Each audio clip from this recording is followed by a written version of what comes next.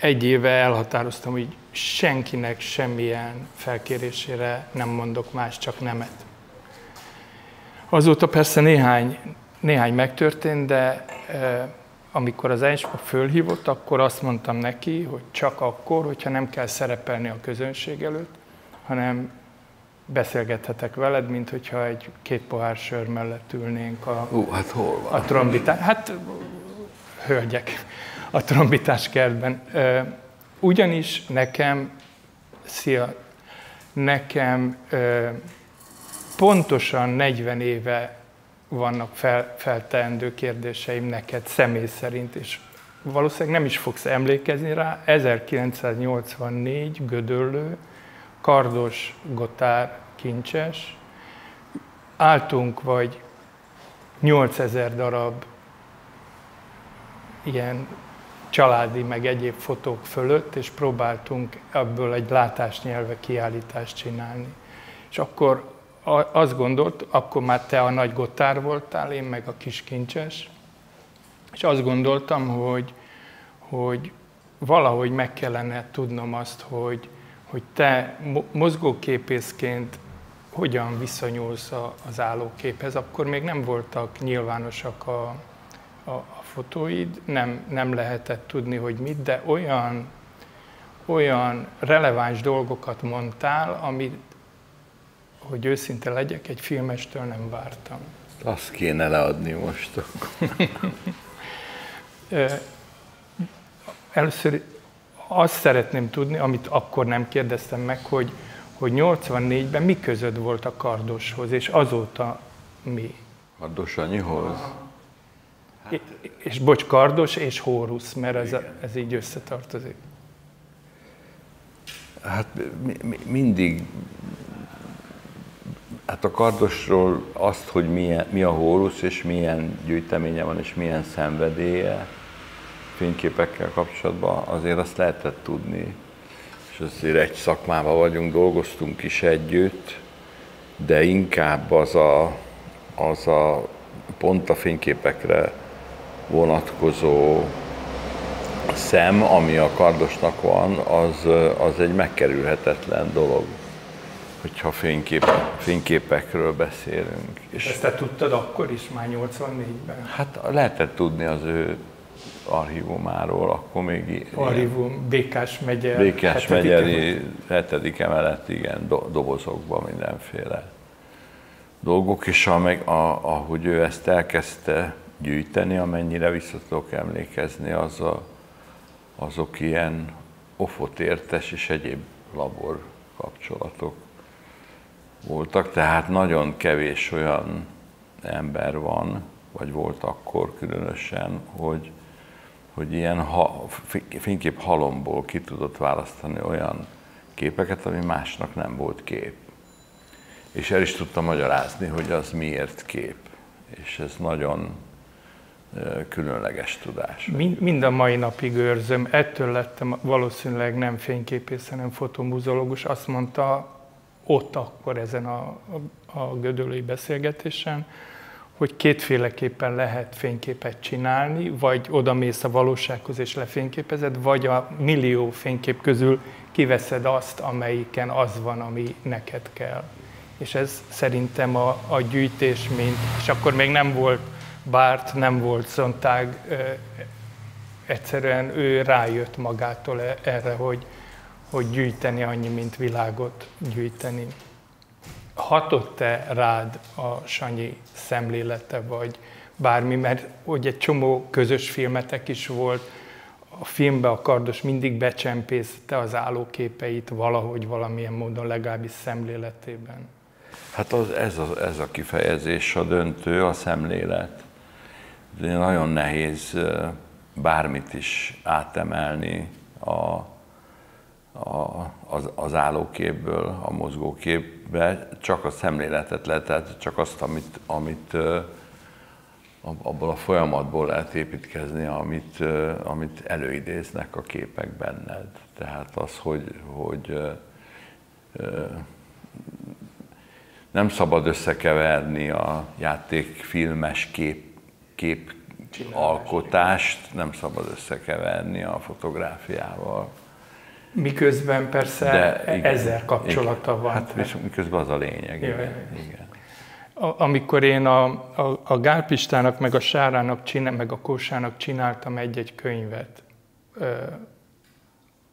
csak a fotóikból, akkor nagyon mindegyik egymástól függetlenül azt mondta, hogy ők az 50-es évek közepén, amikor a főiskolára jártak, akkor ott volt a Kovács László, ott volt a Zsigmond Vilmos, ott volt az Illés, és hogy egy évig nem is kaptak kamerát a kezükbe, egy évig csak egy rossz Zenit, vagy nem tudom, FED fényképezőgéppel kellett fotóesszéket csinálniuk.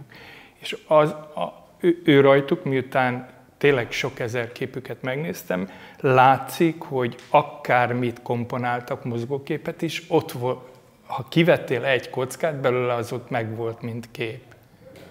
És te? Nem tudom, a igazi figyelem magára a fényképezésre, az mindig nálam egy egész másik elem, vagy nem tudom mi volt. Egyrészt akkor kezdtem igaziból figyelni erre, amikor ketté kell választani a munkára való felkészülést, és az arra való fényképezést, és azt, hogy mi egy fénykép, ezt muszáj ketté választani, hogyha filmről beszélünk. Az egyik az, hogy lefényképezed, én legalábbis nagyon jól tudom használni színházba is, hogy azokat az embereket lefényképezed, akikkel azokat az arcokat összegyűjtöd, és nézed papírképen, akikkel dolgozni szeretnél, vagy pedig akik csúnya a kifejezés, csak nem jobb eszembe, tehát akik rendelkezésre állnak egy anyag elkészítéséhez, tehát konkrétan színészek vagy.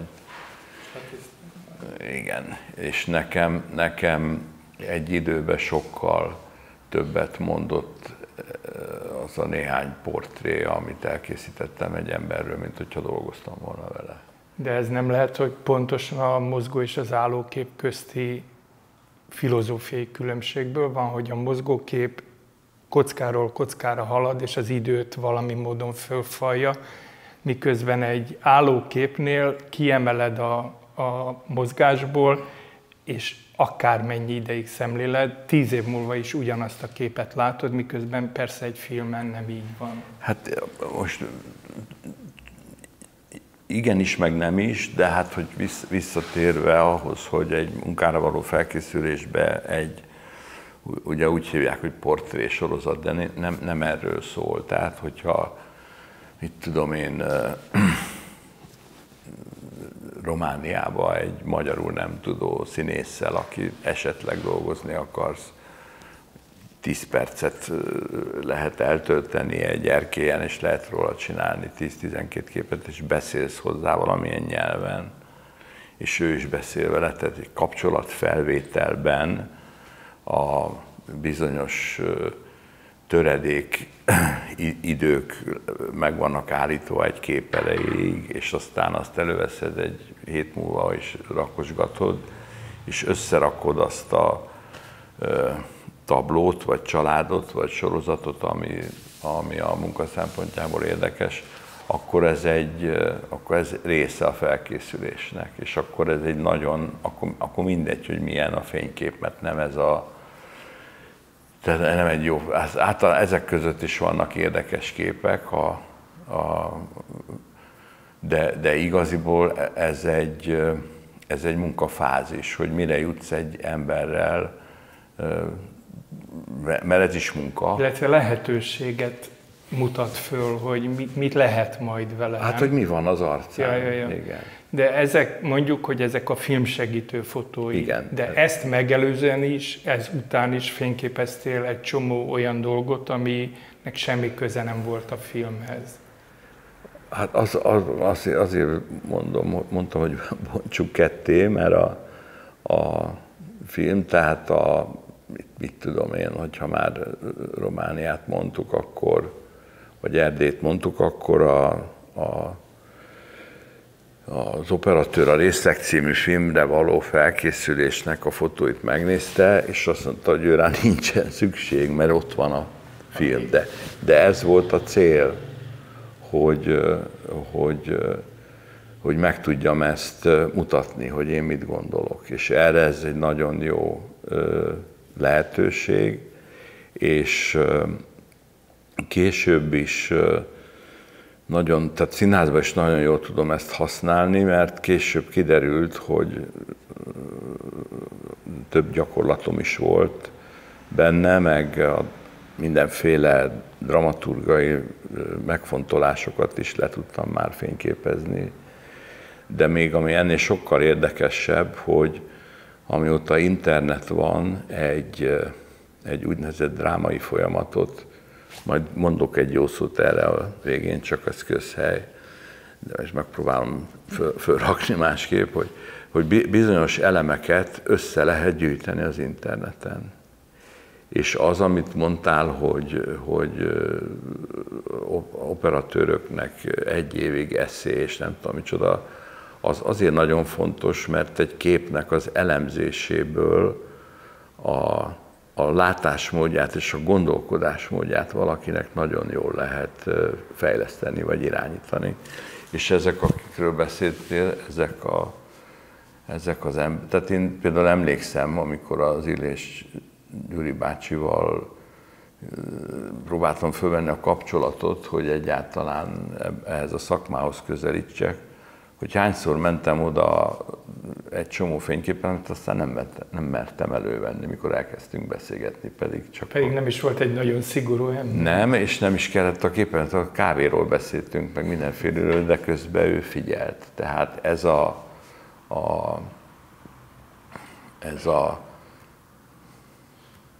hát nagyon sok történet van. Tehát egyszerre a Kaszás Attila nevű színész, aki már nem él sajnos, elmentünk kirándulni, és egy faluba ki volt írva, hogy fényképész, és oda bementünk, hogy fényképezzen le minket.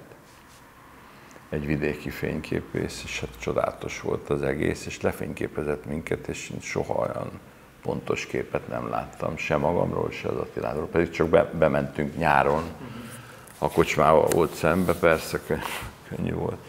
Hogy vannak emberek, akik ezt látják, hogy egy arcban mi a lényeg, vagy nem tudom, hogy el is tudják érni ezt a pillanatot. Na most, hogyha munkához fényképezel, vagy munkához képeket gyűjtesz, akkor ezeket az állapotokat, ezeket az arckifejezéseket, ezeket bizonyos minimális gyakorlattal vagy lelki érzékkel ezeket össze tudod rakni. Elő tudod állítani ezeket a képeket, és akkor nagyon jól lehet beszélni, és nagyon csodálkoznak a egyszerűbb emberek, vagy színészek. Az egyszerű embert azt úgy értem, akinek nincs ehhez szokva, hogy tényleg ott van rajta. És tényleg ki lehet, és akkor most mondom a közhelyet, hogy minden képbe az a lényeg, hogy van-e benne történet.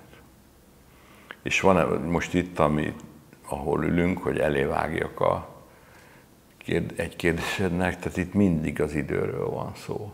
Minden esetben, hogy mi történik. Tehát mi a történet, amit el akarsz mesélni. Igen, de ez valóságos idő, ami történik, vagy belső idő, amit te... Ez belső idő, vagy egy szerencsés esetben egy keveréke a valóságnak. Akkor ez azért már nem is kérdezem meg, ez még csak az első részéről beszéltünk a fotóidnak, amelyek a filmmel valahogy valamilyen módon korrelálnak. Mi az a Gotár fotó, ami nem filmhez készült és készül? Hát itt egy olyan sincs, ami filmhez készült. Itt most ez a Hensfag Gábornak a válogatása, és ő abból a sok képből, amit meg tudtam volna mutatni, rögtön az elején ezeket szúrta ki, és ez teljesen nyilvánvaló, hogy az ő személyhez, vagy látásmódjához, vagy elképzeléséhez azok a képek vannak közel, amik valahogy a képzőművészethez is oda találnak. Jó, de én végignéztem tegnap előtt, vagy 300 darab képedet a Fortepánon, nagyon nem ilyenek.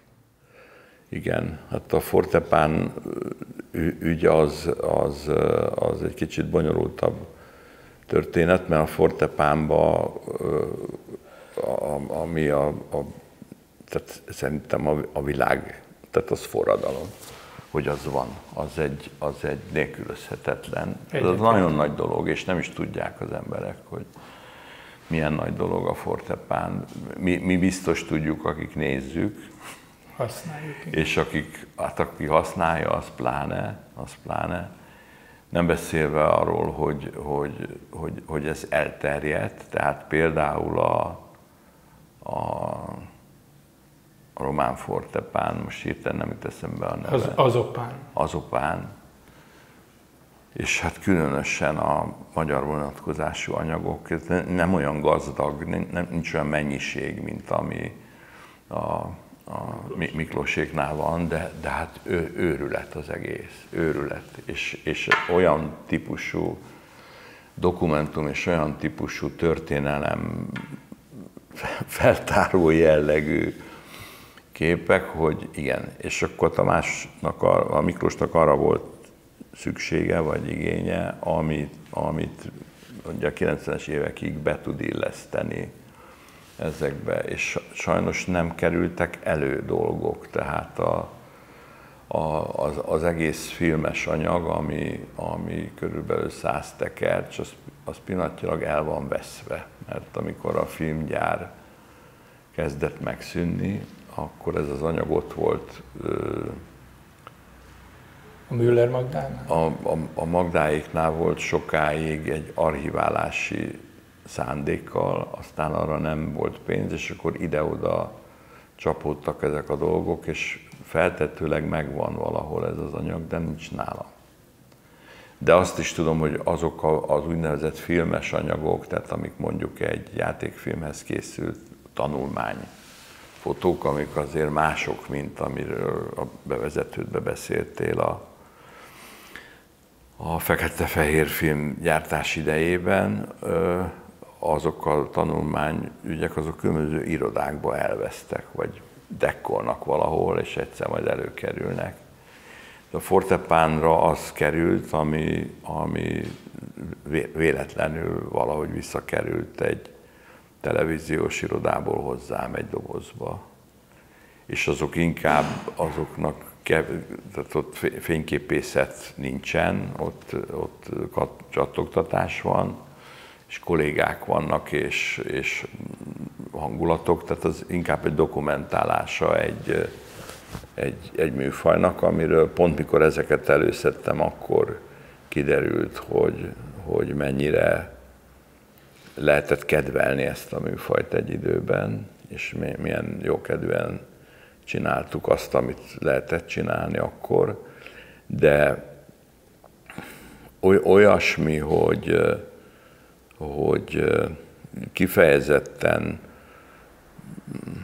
alkalmazott fotográfia, amiből aztán van valami értékes dolog, az tulajdonképpen a Csíkszentmihályi Robi, mondhatom, hogy a barátom volt, aki szobrász művész, és az egyik legcsodálatosabban képekről és általában művekről beszélni tudó ember, az persze az mindig megalázó, amikor egy képzőművész beszél művekről, mert szégyelni valóan kicsi a szókincsünk, mondjuk egy festőhöz képest, aki egy képet elmagyaráz, hogy az hogy van, vagy pláne beszél.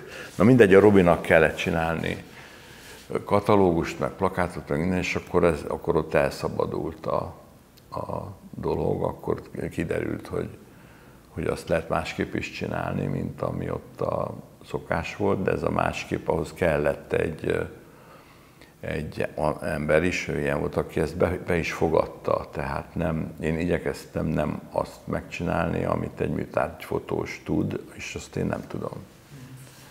És nem is, tehát ez nagyon fontos, hogy én sose akartam olyan értelemben fotós lenni, ezt mindig irigyeltem, hogyha valaki nagyon tudja, hogy kell valamit Igen, hogy azt hogy kell lefényképezni, meg mennyit kell exponálni, meg minden, hanem próbáltam megmaradni annak a csodának a szintjén, ami előjön a folyadékból. És azt a pillanat, tehát azt az időt szerettem megcsinálni, és ezt nem is léptem át ezt az amatőr szemléletet, mert nem is volt rá szükség, és azok a bizonyos képek, amikkel indítottál, ezek a hóruszképek, ezek nem is jönnek másképp létre. Tehát úgy nem lehet csinálni egy képet, most akarok csinálni egy jó képet. A Halas tud ilyet, de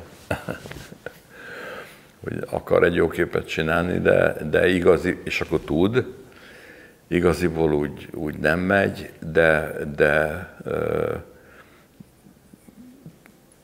nagyon megváltozott aztán ez, mikor jött a digitális történet, mert azért itt van egy pár olyan kép, ami analógra készült, és az igazi vastagságok, tehát az anyag, ami egy ilyen negatívban van, egy ilyen filmben van, azt azért meg kellett találni a digitálisban, ott abban is van, noha egészen más jellegű, de furcsa módon majd kérdezi valamit, mert nem lehet leállítani engem, hogy csak elindulok, de hogy igaziból a fényképezés akkor kezdett érdekelni, amikor a nagyon ócska kis, tehát pont a digitális előtt a Halast hívják dolgozni.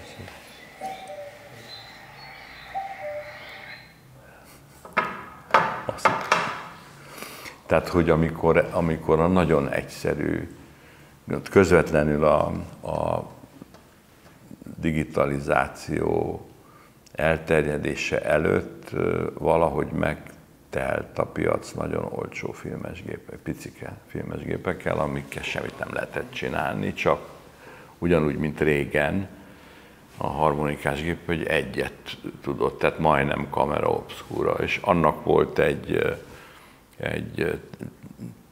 technikailag fölpörgetett műanyag lencs, és akkor kiderült, hogy mit tudom én, milyen no-name kis elemes boxgépbe bele passzított műanyag lencse, az olyan portrét tud, amin egy Hasselblad órákig kell dolgozni, és valami furcsaság. Ezt hívták lomográfiának. Igen. Illetve, a snasság esztétikája, igen. Erről egyszer még fogunk írni, azt igen. Hiszem.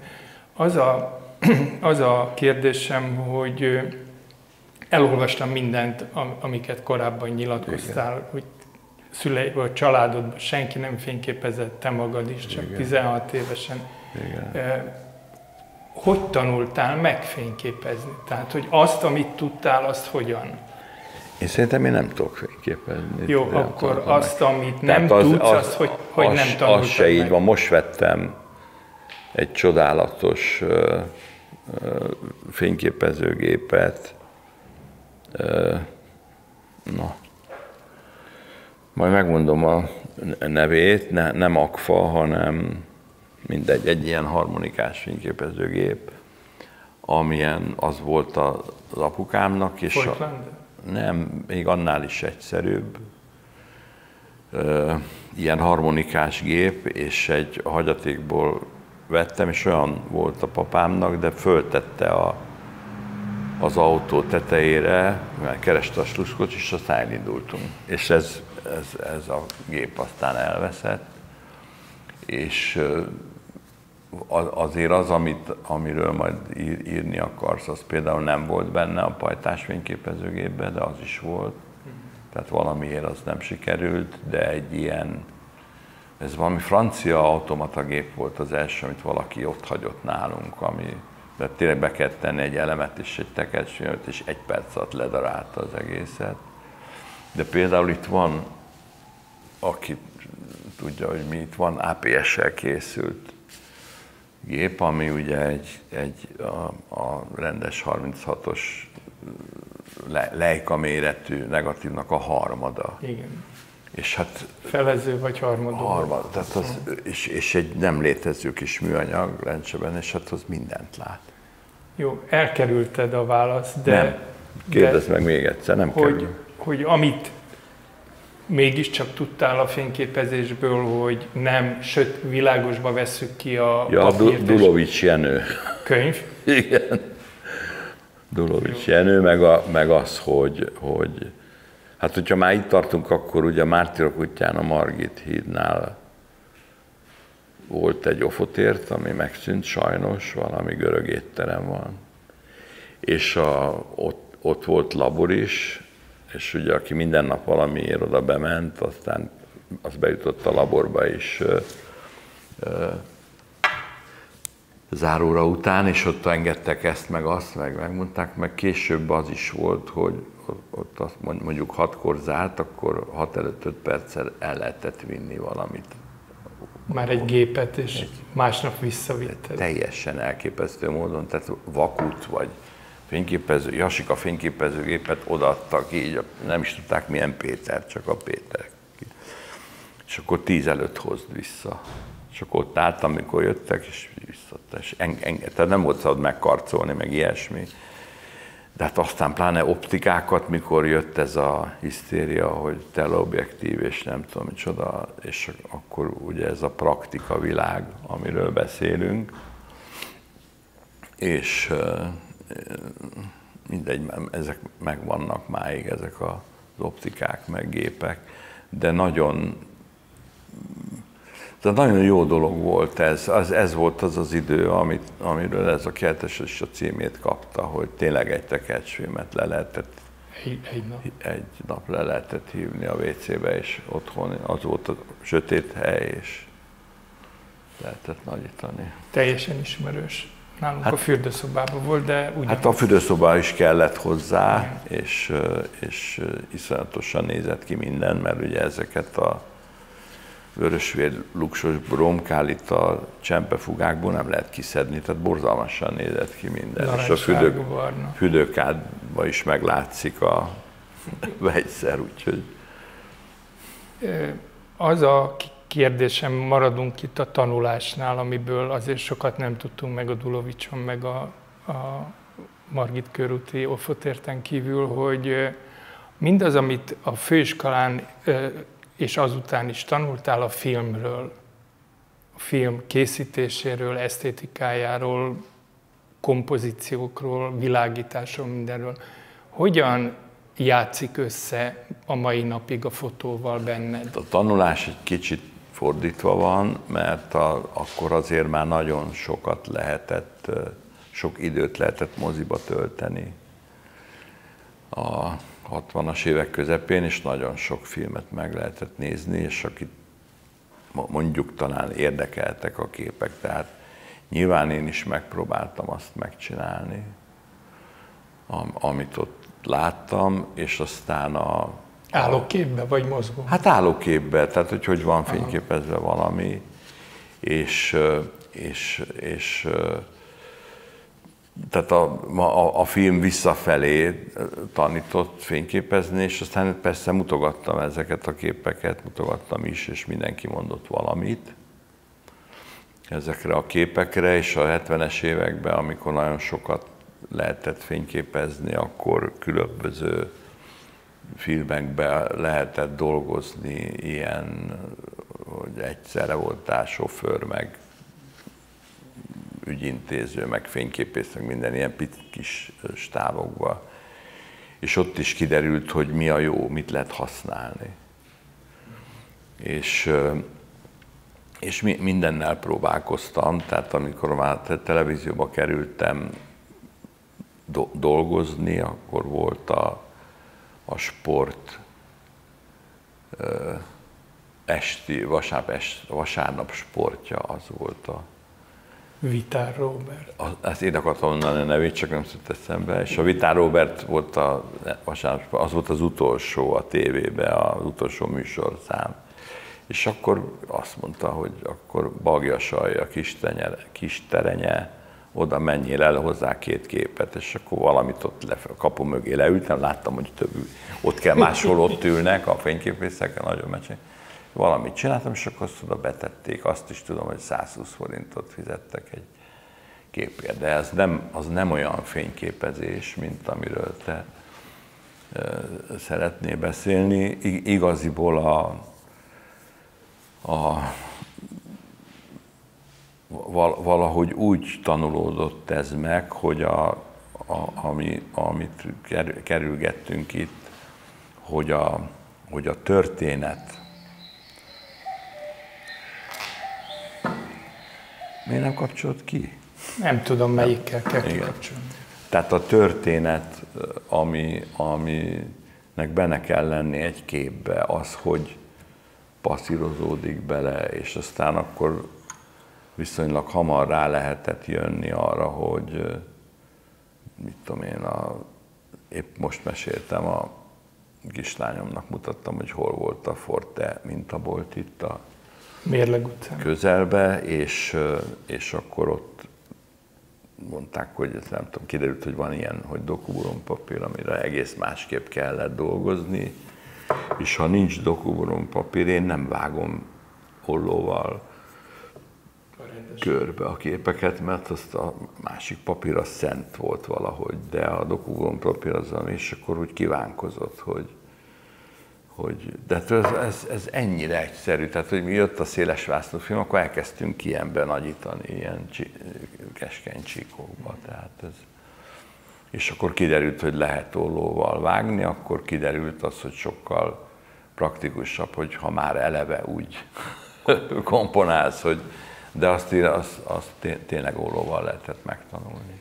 Használtam is, és egy ilyen, ti is használtátok, egy félkemény tónusa volt, tehát nem volt, keményebb volt, mint az átlag, és ettől valahogy az ember azt hitte, hogy rögtön át is emeli a művészetbe őt, az pusztán, hogy a tónusokat nem elveszti. De az nagyon jó anyag volt, azért az nagyon, nagyon hiányzik.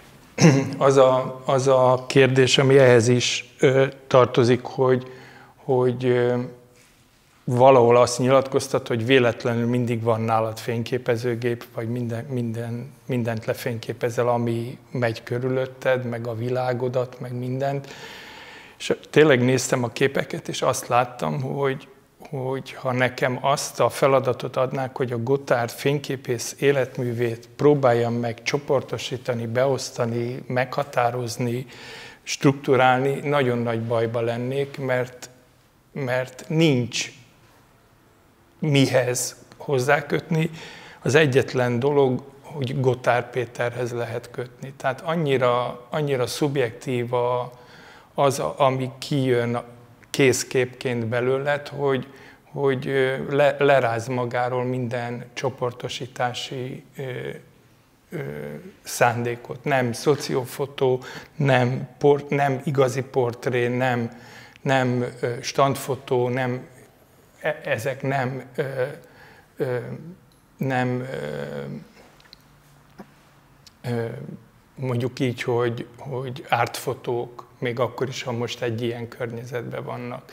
Tehát, hogy az a megtudni valóm, hogy az a gotthardizmus, ami a fényképeidben van, az hogyan működik, mennyi benne a tudatos, és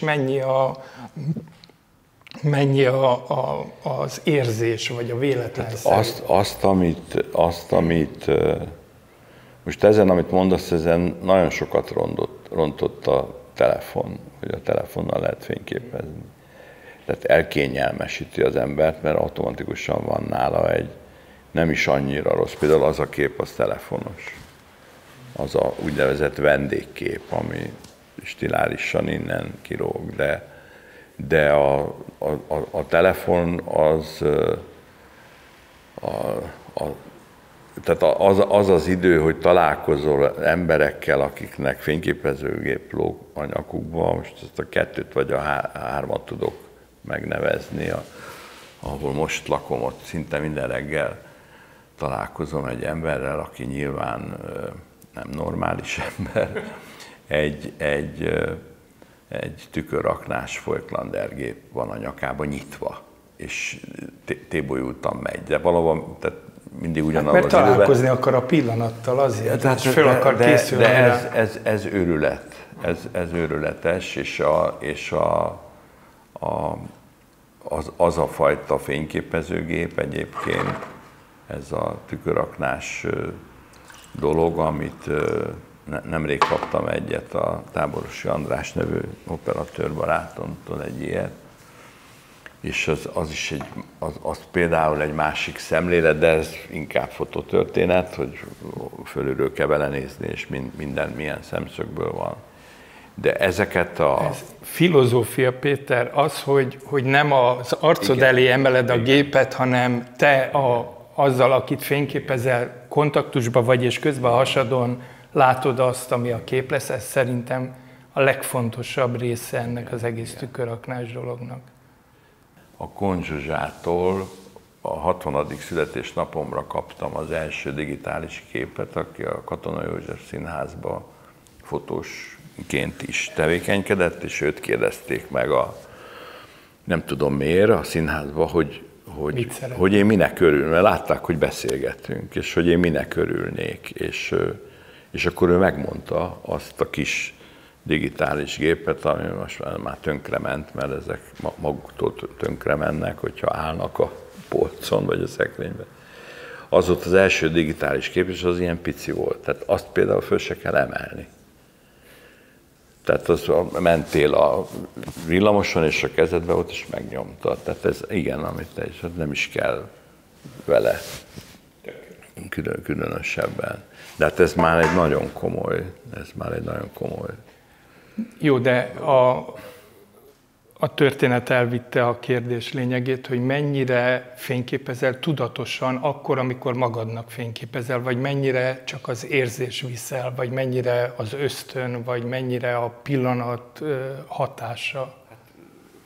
Van olyan, hogy azt mondja Gotthárd Péter, hogy most elmegyek és fákat fogok fényképezni? Nem, olyan nincsen, de azért hogyha valakit történetesen muszáj lefényképezni, mert megkér, vagy pedig speciális feladat van, azt meg tudom oldani, de ezeket a dolgokat, ezeket a dokumentálást, vagy a divatfotózást, vagy a portréfotózást, vagy nem tudom, ezekre csodálatos emberek vannak, akik elájulsz, amikor meglátod a fortepánon, hogy miket csináltak emberek, és milyen pontosan és milyen gyönyörűen fényképeztek, és az, ami ilyen borzasztó nagy divat a világban, ez a street photographernek hívják, ez pedig egy nagyon régi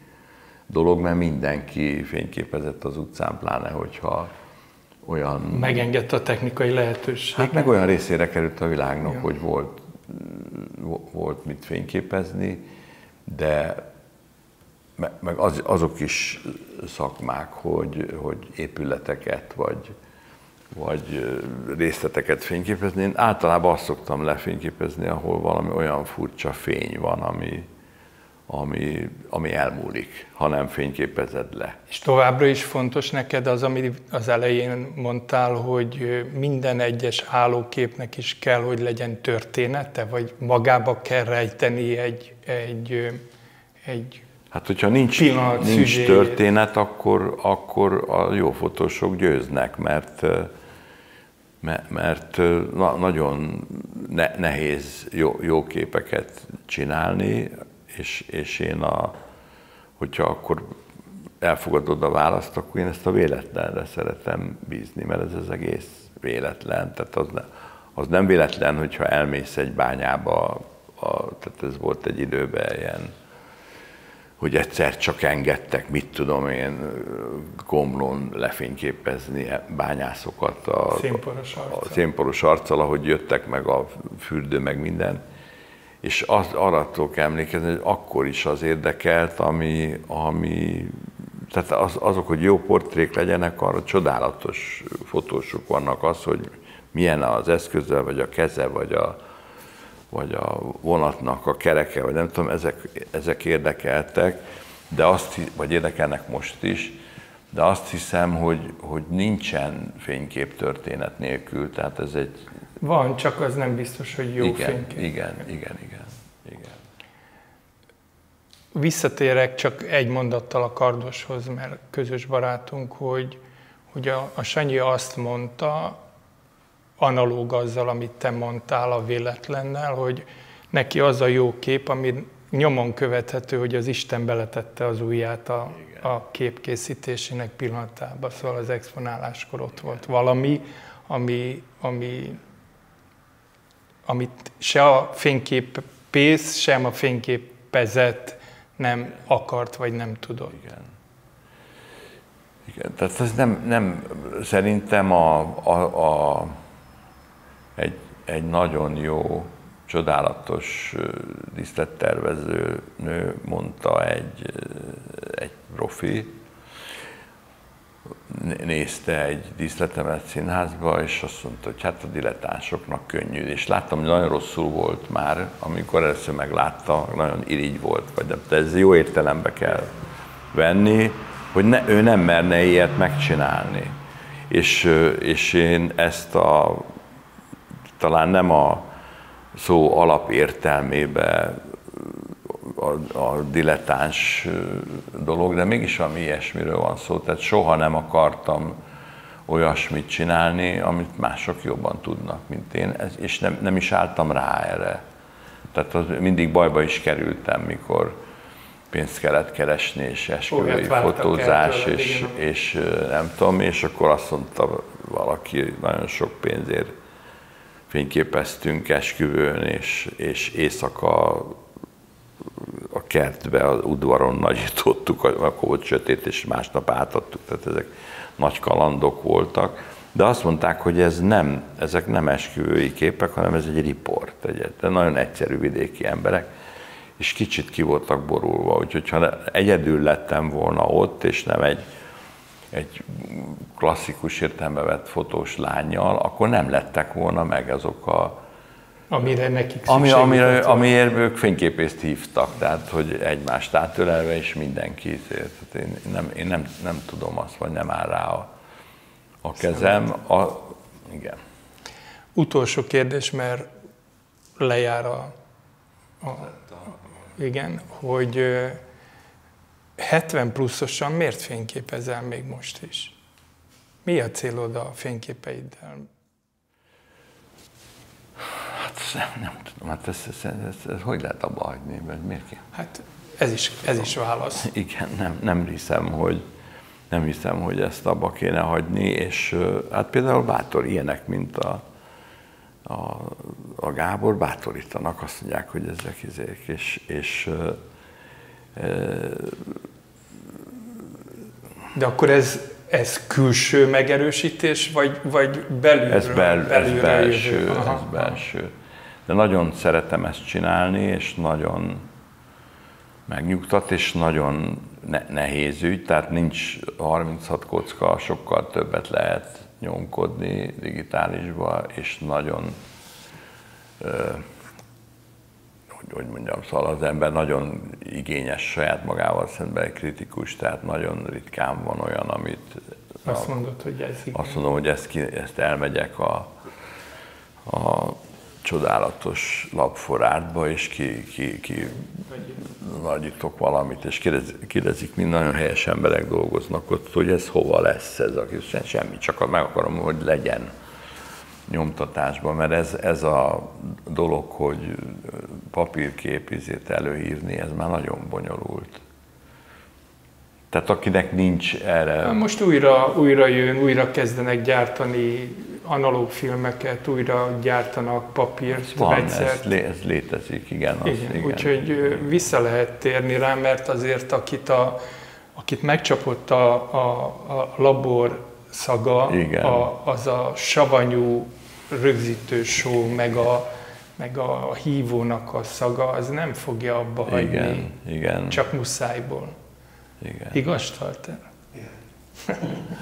De hát ez most már az előző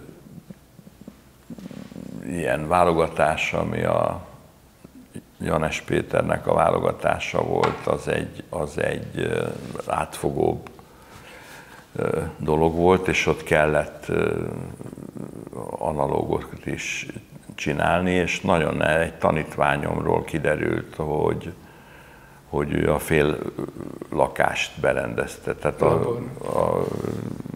hogy mondjam, jövedelemkiegészítés. És hát az nagyon izgalmas volt, nagyon szépen megnagyított egy pár képet, de nem engedett belenyúlni semmibe. Tehát te 2010-ben, amikor a Fugában volt az a majdnem 100 képes kiállításod, ott a legnagyobb része analóg volt. Igen. Hát azt a Halas válogatta, úgyhogy az jó volt. Ez jó világ volt. Na, most már meg is dicsértük a Staltert és a Halast is, mi befejeztük, hogyha akartok, kérdezhettek, ha nem, akkor menjünk haza. Péter, belefér még egy ilyen sétány végig, és melyik, hol, mikor, bármi, amit szeretnél mondani. Hát nem tudom, ez egy nagyon... Én nagyon szeretem ezt a válogatást, mert ezek a... Szerintem itt... Ezt inkább a kincsesnek kellett volna mondani, de én itt elég bátor voltam itt ezekben.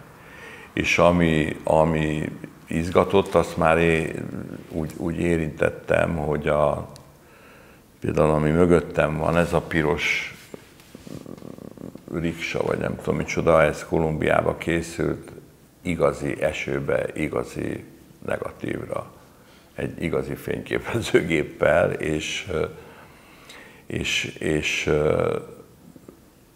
lenyűgözőnek találtam nem a képet, hanem azt az anyagvastagságot, ami ebben benne van. Tudatosan mozdultál bele? Vagy nem, ebben ezt nem lehet előállítani, tehát ha rázogatod a fényképezőgépedet, akkor ezek nem jönnek ki, hanem itt van egy olyan dolog, mint például az egy APS, tehát ez egy kockacukornál kisebb filmkockából van nagyítva és nyomtatva, és az egy automata dolog, ő annyit exponált a hóra, amennyit esik egy hócsepp, tehát az a 2-3 centi, ami a mozgás benne, az egy expozíciós idő, tehát nem kell megmozdítani, és itt ez a kolumbiai kép, ömlő, azt kell tudni, hogy ott elviselhetetlen légköri viszonyok vannak, tehát olyan páratartalom van, és meleg eső esik, nem hideg, tehát kifejezetten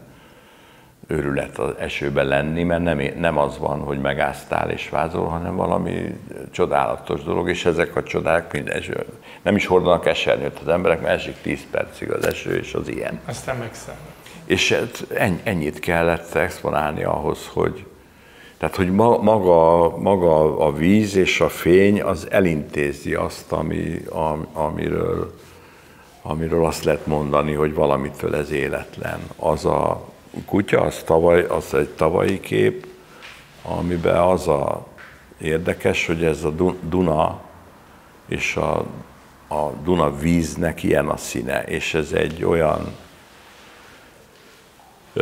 egyébként egy Nikon Coolpix fényképezőgép, ami ilyen pici, mint a tiéd, vagy igen, körülbelül ekkora, és azért lett véve, mert bírja a vizet. Tehát le lehet vinni víz alá. És amikor fölemeled, akkor, vagy kiveszed a vízből, akkor így folyik rajta a víz. Ez van. ezt látja, és ezt a zöldet látja.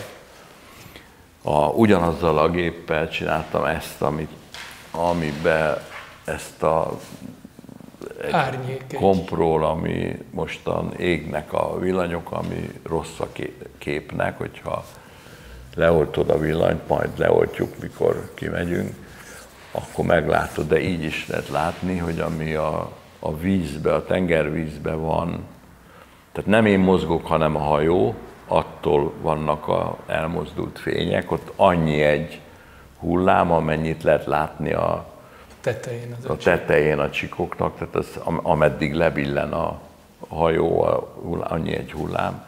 De ami a vízben van, a sötét részben zöld és kék és fekete, és itt ez a szürkeség a habokban, ezt én lenyűgözőnek tartom. Nem a fényképről beszélek, tehát nem azt dicsérem, hanem azt a színgazdagságot, amit nem lehet látni egyébként.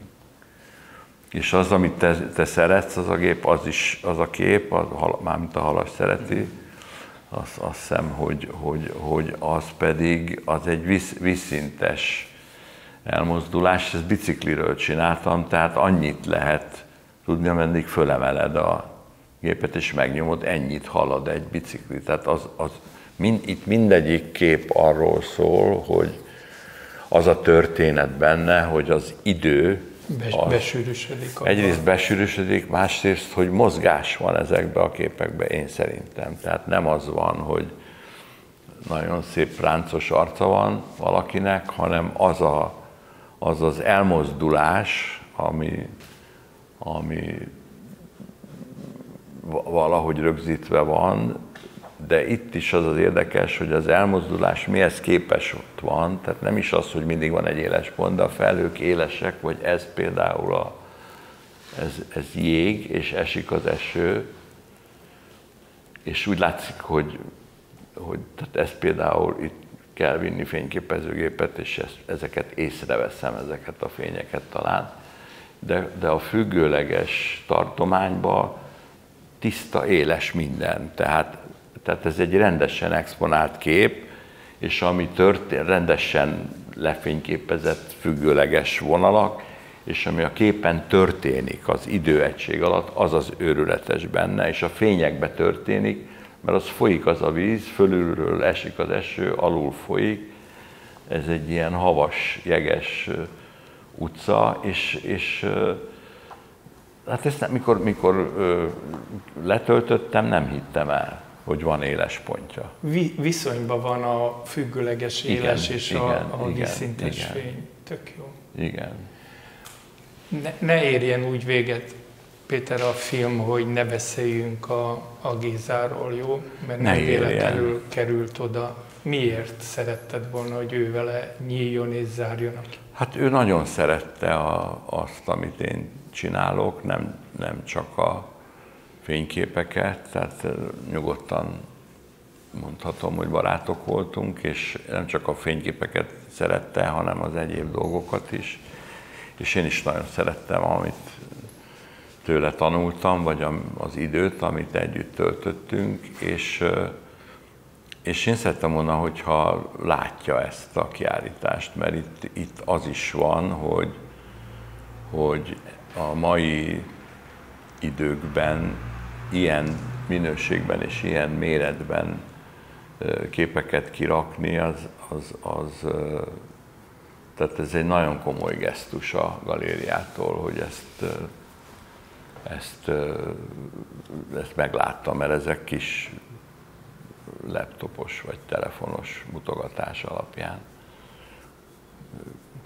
lettek kiválasztva. Nem is mindegy, tehát a Géza jó lett volna, ha itt vanna. Ennyi. Szerettük. Akartok-e kérdezni valamit? Akkor köszönjük szépen, Péter. Nekem jó volt.